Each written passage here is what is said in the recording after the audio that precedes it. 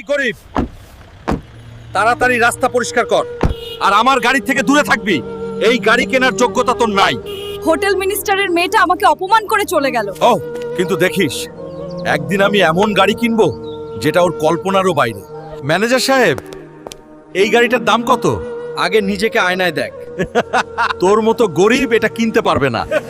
হাস, যত খুশি হাস। আজ তোর দোকান, কিন্তু একদিন তোর এই দোকান আমার হবে। কালো পালোয়ান কালিয়াকে হারালে 200 কোটি টাকা। আমি হারাবো এই কালিয়াকে। ভিডিওতে লাইক আর সাবস্ক্রাইব করো, তাহলেই আমি শক্তি পাবো। হালকা শুধু গরিব নয়, তার ভিতরে আছে আগুন।